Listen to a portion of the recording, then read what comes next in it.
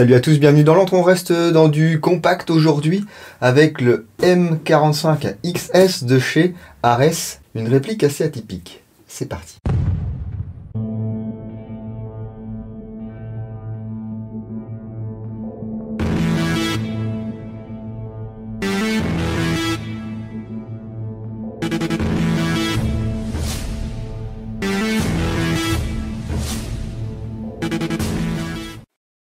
Et avant d'attaquer cette présentation rapide, j'aimerais remercier toute l'équipe de chez OPS Store à Darnétal, sans qui je n'aurais pas pu faire cette vidéo et la review qui arrivera bientôt.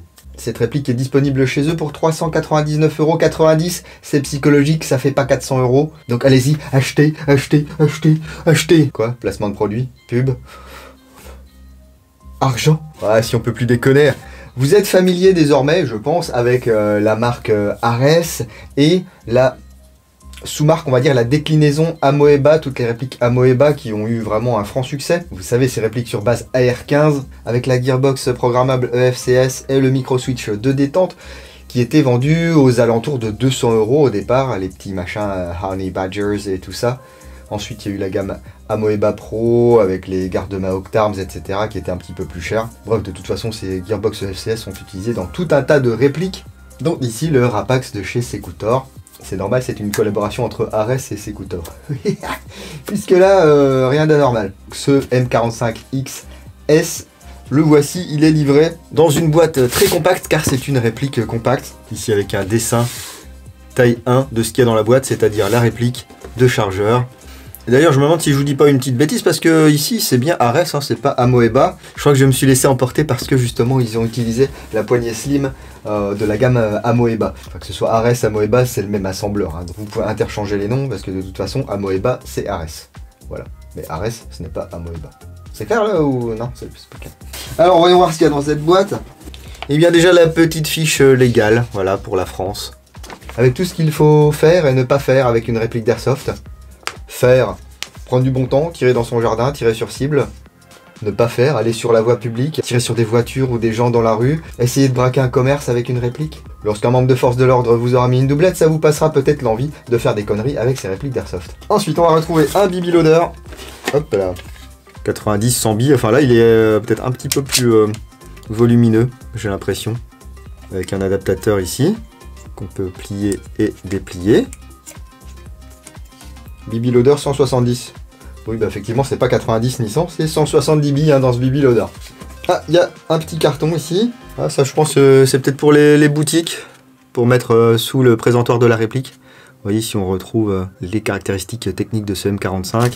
Et puis derrière, un flashcode pour aller voir sur le site d'Ares. Donc, on sait déjà que c'est du CNC 6063, plus nylon fibré, plus métal.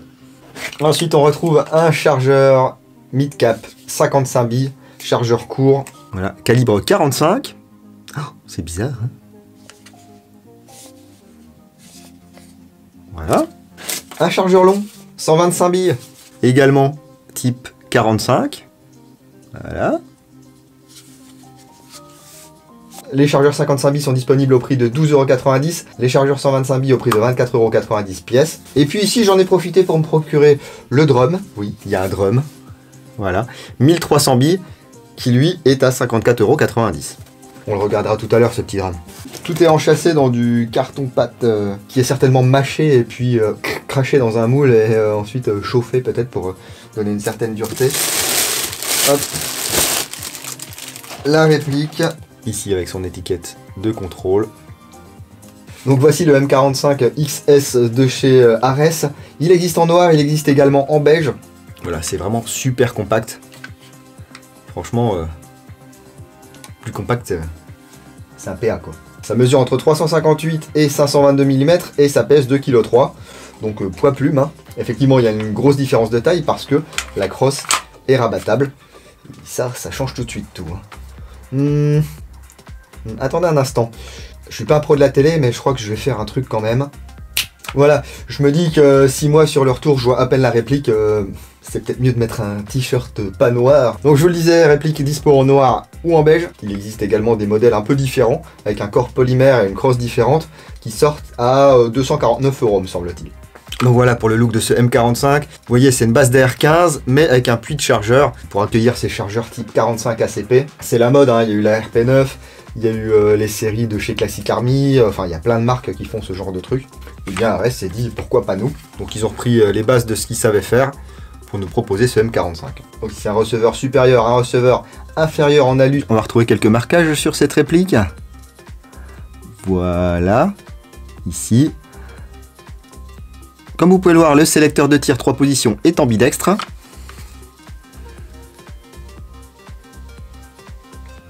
Les positions sont bien marquées, ça fait plaisir. Pas de marquage ici. Alors, pas de panique, hein. Ici ce sont des traces parce que je l'ai pris en jeu. Voilà, j'ai joué avec, donc c'est les traces de la réplique qui frotte contre mon équipement. Ici on peut voir qu'il n'y a pas de cache-poussière. La forme particulière de la culasse, enfin de la fausse culasse. Le levier d'armement ici, qui va pouvoir nous bloquer la culasse à l'arrière. On peut voir ici le bloc hop-up, avec la petite molette crantée. Du coup, le ball catch ici, l'arrêtoir est fonctionnel. Hop, on a ici le bouton d'éjection du chargeur.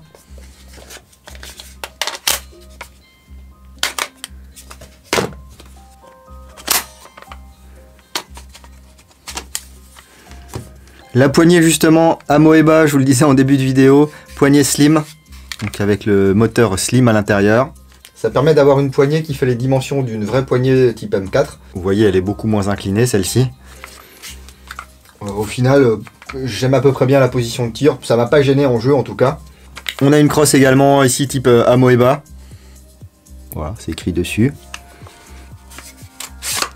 On peut la régler sur 5 positions. Ça permet de s'adapter à toutes les morphologies et franchement sur ce genre de réplique assez courte, moi j'aime bien, pour une fois qu'on n'a pas une crosse avec des tiges, on se retrouve à être comme ça là. Alors là franchement, même si vous êtes un peu grand, ça va bien passer, c'est plutôt pas mal. La plaque de couche ici est en caoutchouc, c'est assez confortable.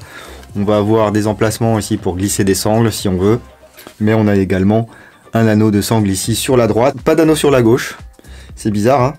Bizarre oui et non, car comme on peut replier la crosse ici, ça aurait certainement touché. Donc c'était pas forcément un bon plan de mettre un anneau ambidextre.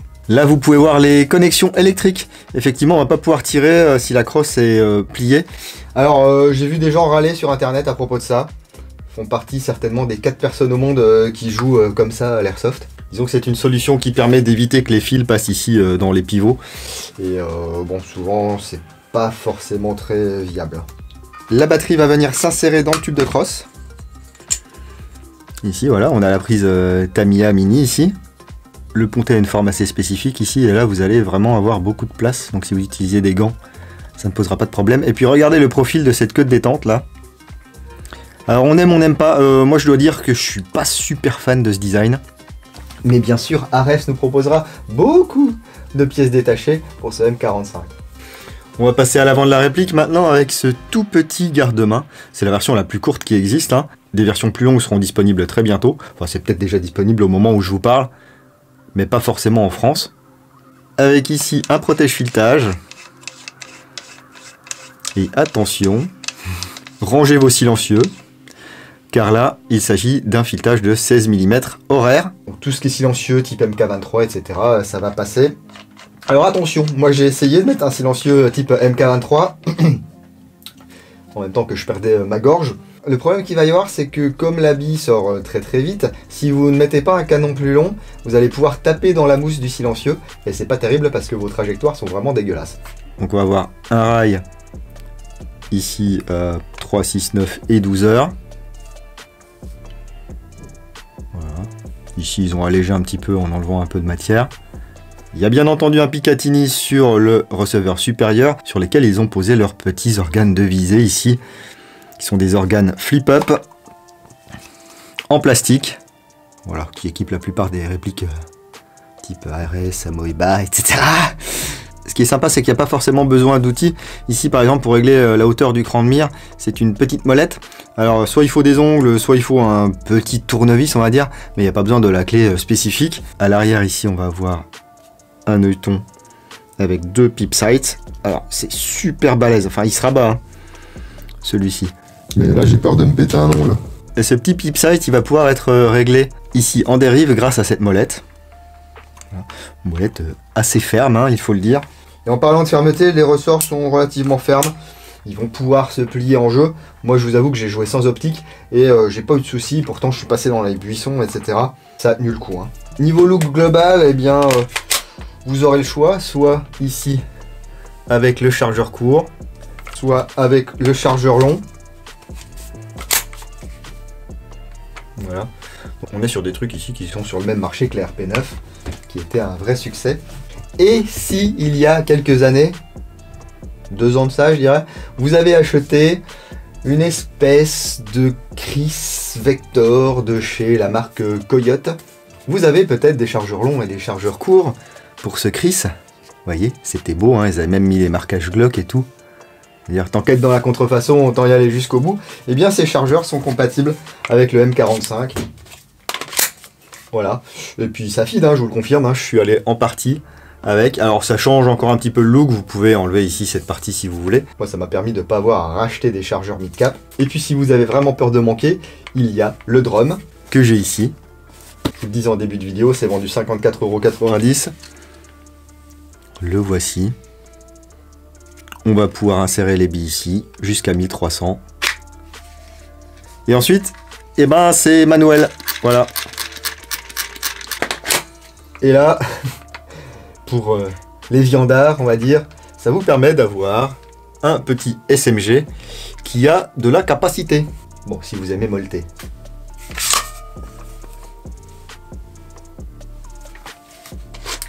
C'est bien ça. Et lorsqu'on explore la boîte de ce drum, on peut voir tous les accessoires qui seront petit à petit disponibles. Pour le M45, vous voyez, il y a tout un tas de canons, canons courts, moyens, longs, différentes poignées, les chargeurs, les cache-flammes qui seront vendus certainement 20 balles, des queues de détente, des crosses avec des tubes spécifiques.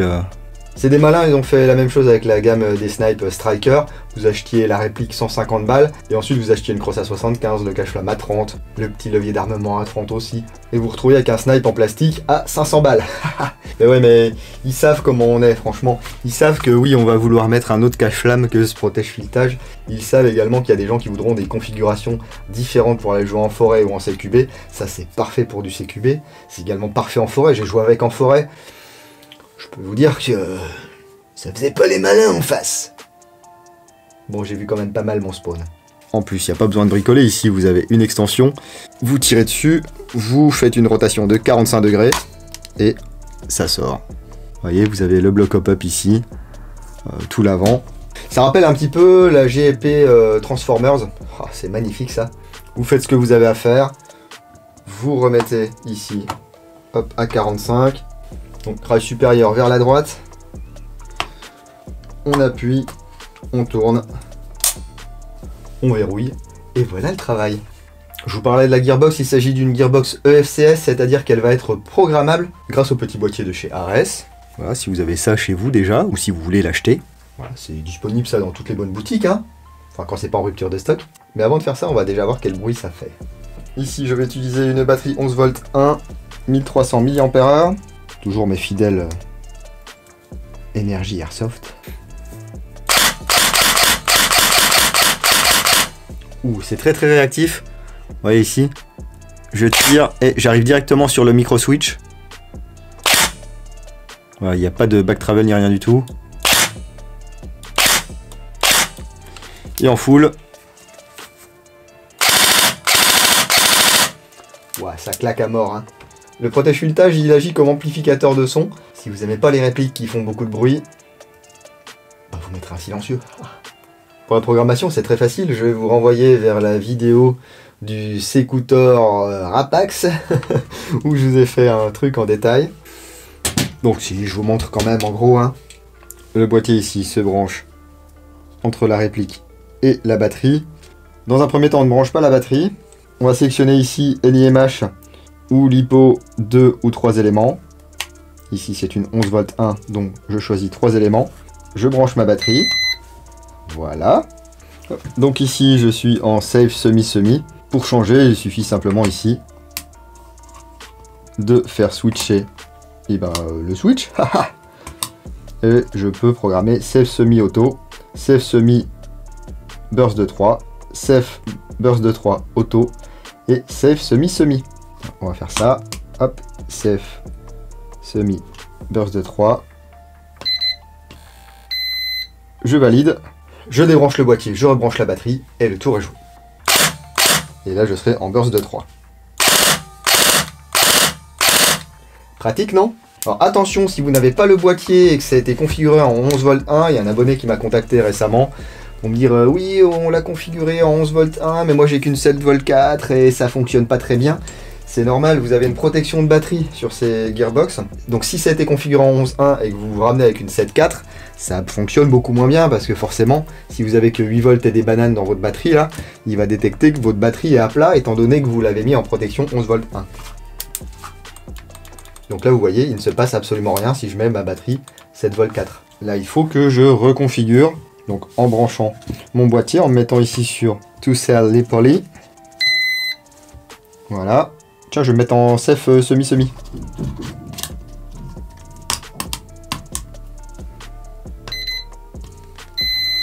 Et là ça devrait fonctionner.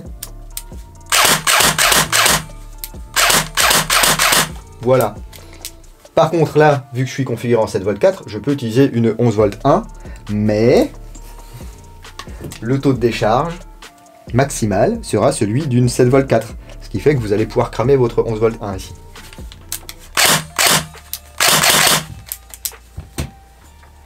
Capiche? Je reconfigure le full pour que ça tire en full et on se retrouve au chronie.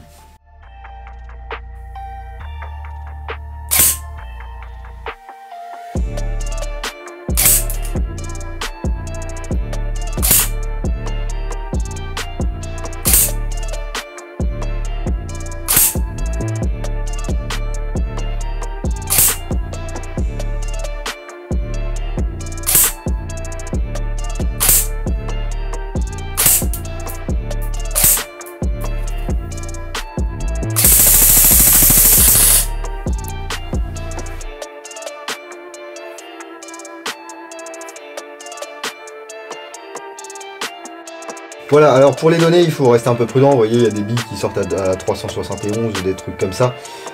C'est parce que le chrono, il est chouette pour faire de la vidéo et pour faire un affichage sympa, mais il est un petit peu moins précis que mon X3500 de chez X-Cortec. Ça donne quand même une idée assez fiable de ce que cette réplique sort. Il y a entre 345 et 355 FPS. Donc on doit avoir un ressort un petit peu costaud là-dedans, vu la longueur du canon. Si vous décidez d'allonger le canon, attention. Heureusement, il y a un système de changement de ressort rapide, donc ça ne sera pas un gros souci de changer votre ressort et d'adapter la puissance de votre réplique au terrain sur lequel vous jouez. Faut respirer des fois. Donc voilà pour ce M45XS de chez Ares. N'hésitez pas à me dire ce que vous en pensez dans les commentaires. Hein. Est-ce que vous avez craqué? Est-ce que... voilà. Alors souvent dans les vidéos américaines, il y a... Oui, it's a rip-off because the RP9 is cheaper. On ne peut pas comparer la RP9 et le M45, à part un petit peu sur le look. Et puis sur le fait que ça utilise des chargeurs plus fins que des chargeurs Stanag. Hein. Déjà RP9 c'est du 9 et puis ça c'est du 45. Bah oui, 45 c'est plus cher. Si le système vous intéresse mais que vous avez un peu moins d'argent, vous avez toujours la version polymère qui est disponible. Hein. Je vous le disais, aux alentours des 240-250 €. Voilà, c'est pas une grande révolution, mais on a la gearbox FCS, etc. Pour qui veut une réplique compacte, ça peut faire le job. En tous les cas, je remercie encore une fois OPS Store, sans qui je n'aurais pas pu faire cette vidéo. Vous pouvez retrouver toutes les news de l'antre sur la page Facebook ou sur le site www.l'entredudingo.com, parce que sur le côté, vous avez un petit feed Facebook, un petit feed Instagram, et oui, je poste quelques photos sur Instagram également. Vous pouvez également typer, il y a un lien là dans la description, c'est pas une obligation, c'est pas parce que vous lâcherez pas d'argent que j'arrêterai ma chaîne, mais ça permet de montrer en quelque sorte votre appréciation. Voilà, même si moi je préférerais que vous ayez juste une pub à cliquer et que ça me rapporte directement des sous. Allez, je vais vous laisser sur un flyby ou peut-être un 360 vu que c'est petit de cette réplique. Si vous allez sur le terrain, n'oubliez pas de jouer sérieusement mais sans vous prendre au sérieux. Et moi je vous dis à bientôt dans l'Entre-deux-Dingos. Bise.